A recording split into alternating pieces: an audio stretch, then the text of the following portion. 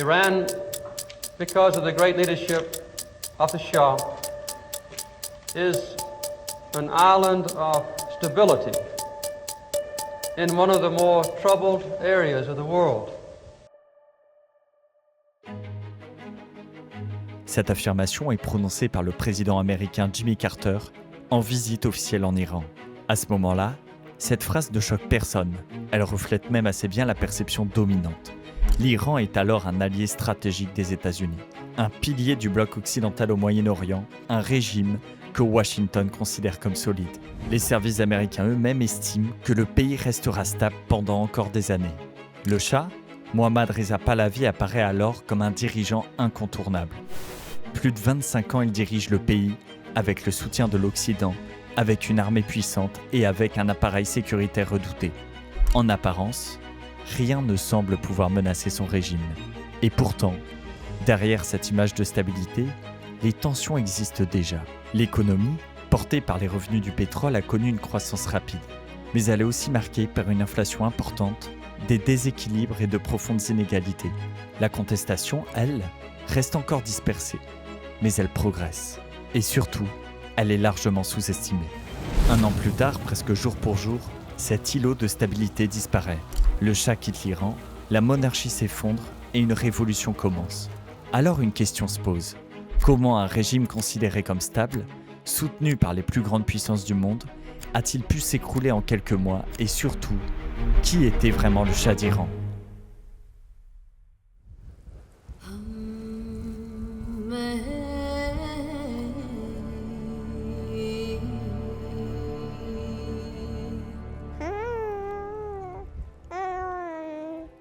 À Téhéran, dans ce qu'on appelle encore la Perse, naît Mohammad Reza Pahlavi.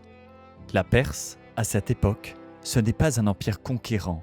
C'est un pays ancien, immense, au cœur du Moyen-Orient, héritier de millénaires d'histoire mais affaibli. Ce pays n'est pas arabe. Sa langue est le persan. Sa culture est différente, profondément marquée par son propre passé impérial. La population est majoritairement musulmane, mais ici l'islam est surtout chiite, une branche minoritaire dans le monde musulman qui structure la société, le pouvoir et les rapports d'autorité. Politiquement, la Perse est alors une monarchie. Une vieille dynastie règne, les Qajars. Mais cette monarchie est fragile. Le pouvoir central est faible, les provinces échappent souvent au contrôle et surtout, le pays est pris dans un jeu d'influences étrangères. Au nord, la Russie, au sud, le Royaume-Uni, deux empires qui, sans coloniser officiellement la Perse, pèsent lourdement sur ses décisions, son économie et même sa souveraineté. C'est dans ce pays instable, traversé de tensions, que naît Mohammad Reza. Il ne naît pas encore prince, pas encore. Car la dynastie qui portera son nom n'existe pas. Son père n'est pas roi, pas encore. Il s'appelle Reza Khan. C'est un officier, un homme dur, discipliné, issu d'un milieu modeste. Dans un état affaibli, il comprend très tôt une chose essentielle. Le pouvoir appartient à ceux qui contrôlent la force. Alors il avance, il s'impose dans l'armée, il gagne en influence. Et surtout, il observe un régime incapable de tenir le pays. En 1921, il décide d'agir. Ses troupes entrent dans Téhéran, c'est un coup d'État. Officiellement, un nouveau gouvernement est mis en place, mais dans les faits, une réalité s'impose. Le pouvoir change de main, Reza Khan devient l'homme fort du pays. À partir de là, tout s'accélère. Il prend le contrôle de l'armée, devient ministre de la guerre, puis Premier ministre. Et en 1925, il franchit la dernière étape. La dynastie Qajar est écartée, le Parlement entérine la fin de l'ancien régime. Reza Khan devient Reza Shah. Une nouvelle dynastie est née, la dynastie Pahlavi. À partir de là, le père construit. Il centralise le pouvoir, il modernise le pays, il renforce l'armée, il impose l'autorité de l'État sur les provinces et les tribus. Mais cette transformation se fait par la contrainte. Le régime est dur, autoritaire. Le message est simple, l'ordre passe avant tout. C'est dans cet univers que grandit Mohammad Reza, un univers de discipline, de hiérarchie, de contrôle. Il est préparé à régner, envoyé en Europe, en Suisse, dans une école d'élite. Quand il revient en Iran en 1935, il est déjà formé pour devenir roi. Mais le pouvoir de son père a une limite extérieure. Car la Perse, devenue Iran, reste un pays stratégique, situé entre plusieurs zones d'influence et observé de près par les grandes puissances. En 1941, la Seconde Guerre mondiale change tout. Reza Shah affiche une position officielle de neutralité, mais dans les faits, il se rapproche de l'Allemagne. Des techniciens, des conseillers allemands sont présents en Iran, et cela inquiète fortement deux puissances, le Royaume-Uni et l'Union soviétique. Pour eux, l'Iran est trop important pour basculer. C'est un couloir stratégique, une voie d'accès au pétrole, et bientôt un passage essentiel pour soutenir l'effort de guerre contre l'Allemagne. Alors ils décident d'agir. En août 1941, les troupes britanniques et soviétiques envahissent l'Iran. Le pays est pris en étau, du nord et du sud. L'armée iranienne ne résiste pas longtemps. Reza Shah comprend rapidement qu'il ne peut pas gagner. Mais les Alliés ne veulent pas seulement contrôler le territoire. Ils veulent aussi un dirigeant plus fiable. Reza Shah est jugé trop indépendant, trop imprévisible et surtout trop proche de l'Allemagne. Il est contraint d'abdiquer, pas par son peuple, pas par une révolution, mais par la pression directe des puissances étrangères. En septembre 1941, il quitte le pouvoir et c'est son fils qui le remplace. Mohammad Reza a 21 ans, il devient roi. Mais il ne choisit pas vraiment ce moment. Et surtout, il ne reçoit pas le pouvoir dans les mêmes conditions que son père. Ce qu'il hérite, ce n'est pas un trône solide, c'est un trône fragile, un trône placé sous surveillance. Et c'est là la vraie leçon. En Iran au XXe siècle, le pouvoir ne dépend pas seulement de l'État, ni même de l'armée. Il dépend aussi, et parfois surtout, de l'équilibre avec les grandes puissances. Après la guerre, le jeune Shah découvre que le danger ne vient pas seulement des grandes puissances. Il peut aussi venir de l'intérieur. Dans le nord-ouest du pays, en Azerbaïdjan iranien, un pouvoir autonome soutenu par Moscou s'installe à Tabriz, autour de Jafar Pichevari. Plus à l'ouest, à Mahabad, une république kurde voit le jour. Dans les deux cas, ces expériences profitent de l'occupation soviétique et de la faiblesse du pouvoir central. Pour Mohammad Reza, la leçon est terrible. L'Iran peut se disloquer. Quand l'armée reprend finalement Tabriz puis Mahabad, en décembre 1946, l'unité est restaurée. Mais une obsession est née, ne jamais laisser les périphéries échapper au centre.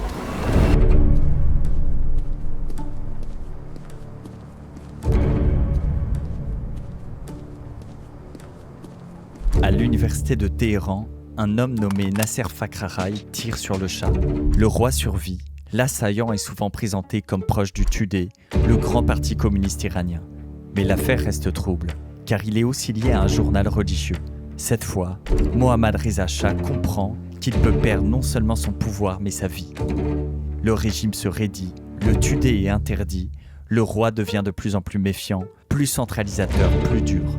Le Shah que l'on verra ensuite est en train de naître ici. Au début des années 1950, un sujet domine tout, le pétrole. Depuis des décennies, une grande partie du pétrole iranien est contrôlée par une compagnie britannique. Et pour beaucoup d'Iraniens, c'est une injustice. Le pays possède la ressource, mais ne contrôle pas vraiment ses revenus. C'est dans ce contexte qu'émerge un homme, Mohammad Mossadegh. C'est un aristocrate, un nationaliste respecté et populaire. Et surtout, il porte une idée simple, rendre le pétrole à l'Iran. En 1951, il devient Premier ministre, et c'est important. Il est nommé légalement avec l'accord du Shah. À ce moment-là, ils ne sont pas ennemis. Le Shah voit en lui un dirigeant capable de stabiliser le pays. Mossadegh, lui, pense pouvoir réformer le système de l'intérieur. Mais très vite, tout s'accélère. Mossadegh décide de nationaliser le pétrole. Concrètement, cela veut dire retirer aux Britanniques le contrôle de l'industrie pétrolière iranienne. Pour le Royaume-Uni, c'est inacceptable. Les Britanniques perdent une ressource stratégique majeure, ils réagissent immédiatement. Sanctions économiques, pression internationale, isolement de l'Iran. La crise devient totale, l'économie iranienne souffre, les tensions politiques montent. Et à l'intérieur du pays, Mossadegh concentre de plus en plus de pouvoir. Il affaiblit certains contre-pouvoirs, se rapproche d'un pouvoir personnel. Le Shah commence à s'inquiéter, il ne contrôle plus vraiment la situation et surtout il craint une chose, que le pays bascule dans le chaos ou dans l'influence soviétique. À Washington et à Londres, la peur est la même. Nous sommes en pleine guerre froide. Pour les États-Unis et le Royaume-Uni, un Iran instable est un risque majeur. Et un Iran qui pourrait se rapprocher du camp soviétique est une menace. C'est là qu'intervient une décision clandestine. En 1953, les services britanniques et américains montent une opération. Son nom, Opération Ajax. L'objectif est simple, faire tomber Mossadegh. Concrètement, l'opération repose sur plusieurs leviers. Propagande, pression politique, mobilisation de réseaux à l'intérieur du pays et organisation de manifestations contre le gouvernement. Dans un premier temps, ça échoue. Le Shah inquiet quitte même le pays, il pense que tout est perdu. Mais quelques jours plus tard, la situation bascule. Des manifestations prennent de l'ampleur, une partie de l'armée change de camp, le pouvoir de Mossadegh s'effondre. Il est arrêté, le coup d'État a réussi. Le Shah revient, mais cette fois ce n'est plus le même roi. Avant 1953, il était un souverain fragile, hésitant, parfois en retrait. Après 1953, il comprend une chose. Pour rester au pouvoir, il doit contrôler le pays et s'appuyer sur des alliances solides. À partir de là, son régime change de nature. Le pouvoir se concentre davantage entre ses mains, l'opposition est surveillée et le lien avec l'Occident, en particulier les États-Unis, devient central. Et ça, c'est le tournant. Le Shah n'est plus seulement un roi, il devient le pilier d'un régime. Un régime fort, mais de plus en plus dépendant. Après 1953, le Shah a retenu la leçon. Pour rester au pouvoir, il doit contrôler. Et pour contrôler, il lui faut un outil. En 1957, il crée la SAVAK. C'est la police politique du régime. Sa mission officielle, protéger l'État. Mais dans les faits, elle sert à surveiller, intimider et neutraliser toute opposition. La SAVAK peut arrêter sans mandat, détenir sans procès, interroger sans limite claire. Très vite, elle installe un climat de peur. Au départ, la cible principale, ce sont les communistes. Le parti tudé et démantelé, ses membres sont arrêtés, emprisonnés, parfois exécutés. Mais rapidement, la logique s'élargit. Nationalistes, intellectuels, opposants politiques, toute contestation devient suspecte. Peu à peu, la vie politique se vide. Les partis existent encore, mais ils sont contrôlés, le débat disparaît, le Shah concentre le pouvoir. Et pourtant, en parallèle, il veut moderniser le pays. Au début des années 1960, il lance un vaste programme de réforme, son nom, la Révolution blanche. L'objectif est clair, moderniser l'Iran, réformer l'agriculture, redistribuer les terres, donner plus de droits aux femmes, notamment le droit de vote, et affaiblir les structures traditionnelles. Sur le papier, c'est un projet de modernisation.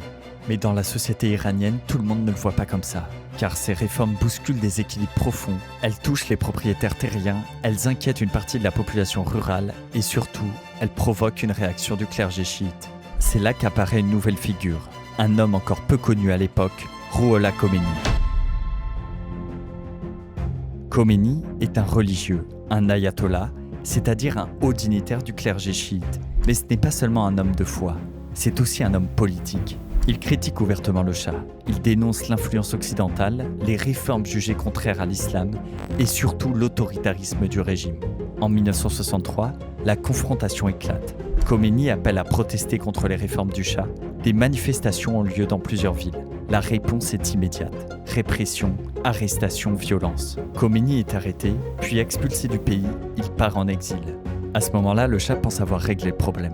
Mais en réalité, il vient de créer son principal opposant. Car depuis l'étranger, Khomeini va continuer à parler, à critiquer, à construire une influence et surtout, il incarne quelque chose de nouveau, une opposition religieuse, populaire et beaucoup plus difficile à contrôler que les élites politiques traditionnelles. Après 1963, l'Iran devient un allié clé des États-Unis. Dans le contexte de la guerre froide, c'est un partenaire stratégique. Le Shah garantira la stabilité dans la région et en échange, il reçoit un soutien politique, militaire et économique. Cette alliance renforce son pouvoir, mais elle alimente aussi une critique profonde à l'intérieur du pays. Pour beaucoup d'Iraniens, le Shah apparaît de plus en plus comme un dirigeant dépendant de l'Occident. Dans le même temps, le pays change rapidement. Les revenus du pétrole augmentent, surtout après 1973, les villes se développent, les infrastructures se multiplient, l'Iran se modernise. Mais cette modernisation est inégale. Une partie de la population s'enrichit, une autre reste à l'écart. Les campagnes sont fragilisées, les inégalités se creusent et beaucoup ont le sentiment d'être exclus de cette transformation. Et au sommet de l'État, le pouvoir s'isole.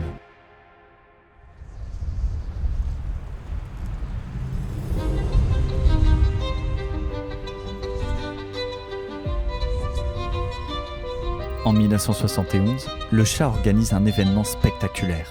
À Persépolis, il célèbre les 2500 ans de la monarchie perse. Chef d'État invité, banquet somptueux, décor luxueux installé en plein désert. Le message est clair, montrer la grandeur de l'Iran, inscrire son règne dans une histoire impériale. Mais pour beaucoup d'Iraniens, l'effet est inverse. Le contraste est trop fort. D'un côté, un pouvoir qui dépense sans compter. De l'autre, une population qui ne bénéficie pas toujours de cette richesse. L'image du Shah commence à changer. Il n'est plus seulement un modernisateur, il devient un dirigeant perçu comme éloigné, déconnecté. Et le système politique se referme encore davantage. En 1975, le Shah impose un parti unique. Tout le monde doit y adhérer, refuser, c'est prendre un risque. Le message est simple, il n'y a plus de place pour l'opposition. Mais cette stratégie produit l'effet inverse. Au lieu de stabiliser le régime, elle accentue le malaise. Même parmi les élites, le doute s'installe. À l'extérieur pourtant, tout semble solide. L'Iran reste un allié majeur de l'Occident, les États-Unis soutiennent le Shah et en 1977, le président Jimmy Carter salue publiquement l'Iran comme un îlot de stabilité. Mais cette stabilité est fragile. Depuis son exil, Rouhollah Khomeini continue de dénoncer le régime et son discours trouve un écho croissant. En quelques années, une fracture s'est creusée entre un pouvoir autoritaire modernisateur soutenu par l'Occident et une société traversée par les inégalités, les frustrations et la perte de repères. Le Shah pense avoir construit un État fort, mais en réalité, il a fragilisé sa légitimité. Et c'est cette contradiction qui prépare la suite. Une explosion. En 1978, les premières manifestations éclatent. À Qom, ville religieuse majeure, des protestations apparaissent après la publication d'un article hostile à Rouhollah Khomeini. La répression est immédiate, il y a des morts, et c'est là que tout bascule. Dans la tradition chiite, les morts sont commémorés. 40 jours plus tard, de nouvelles manifestations ont lieu, puis encore 40 jours après. Une spirale s'installe, chaque répression nourrit la suivante. Très vite, le mouvement s'étend. Étudiants, religieux, classe populaire, une partie des élites. L'opposition devient massive. En septembre 1978, le point de rupture est atteint. À Téhéran, une grande manifestation a lieu. L'armée tire, des dizaines, peut-être des centaines de morts. Cet événement entre dans l'histoire sous un nom, le Vendredi noir. À partir de là, plus rien ne peut revenir en arrière. Le pays se bloque, grève, manifestations, affrontements. Même au sein de l'armée, le doute s'installe. Le pouvoir du Shah s'effondre. En janvier 1979, il quitte l'Iran. Officiellement pour un séjour médical, en réalité il fuit. Quelques jours plus tard, une autre figure revient. Rouhollah Khomeini rentre en Iran le 1er février 1979, après des années d'exil. Il est accueilli par des millions de personnes. En quelques semaines, tout bascule. La monarchie disparaît, un référendum est organisé, l'Iran devient une république islamiste. Le Shah, lui, ne reviendra jamais. Affaibli, malade, il trouve refuge à l'étranger, il passe de pays en pays. Et en octobre 1979, il est autorisé à entrer aux États-Unis pour se faire soigner. Pour Washington, c'est une décision médicale, mais pour beaucoup d'Iraniens, c'est une provocation. Car les États-Unis ont longtemps soutenu le Shah, et surtout ils ont joué un rôle dans son retour au pouvoir en 1953. Beaucoup craignent alors un scénario déjà vu, un retour du Shah avec l'aide américaine. Dans ce climat de méfiance, la situation explose. The lives of over 50 innocent people are at stake. En novembre 1979, des étudiants iraniens prennent l'ambassade américaine à Téhéran. Ce lieu n'est pas choisi au hasard. Pour eux, c'est le symbole de l'ingérence américaine. Leur objectif est clair, empêcher toute intervention étrangère et exiger le retour du Shah pour qu'il soit jugé. 52 diplomates américains sont pris en otage. Au départ, l'action devait être temporaire. Mais très vite, le nouveau pouvoir autour de Rouhollah Khomeini décide de soutenir l'opération. La crise dure, les négociations échouent, les tensions montent. I have decided to ask for an early meeting of the United Nations Security Council to impose international economic sanctions upon Iran under Title VII of the United Nations Charter. Les États-Unis imposent des sanctions, une tentative de sauvetage militaire échoue. Les otages resteront détenus pendant 444 jours, ils seront libérés en janvier 1981. Mais entre-temps, tout a changé. La rupture entre l'Iran et les États-Unis est devenue totale. Une alliance stratégique s'est transformée en confrontation durable. Le Shah meurt en 1980, en exil, loin de son pays. Mais l'histoire ne s'arrête pas là. Aujourd'hui, une autre figure porte encore son nom, Reza Pahlavi, son fils. Depuis l'étranger, il appelle à un changement de régime. Il se présente comme une alternative face au pouvoir en place. Mais derrière lui, il y a une ombre, celle de son père. Car en Iran, le souvenir du Shah divise encore. Pour certains, il incarne un pays moderne, tourné vers l'Occident. Pour d'autres, un pouvoir autoritaire imposé par la force. Et en face, un autre système s'est installé depuis 1979. Un régime religieux, dirigé par le clergé chiite, appuyé par les gardiens de la Révolution et fondé sur un contrôle étroit de la société. Un pouvoir différent de celui du Shah, mais lui aussi est contesté.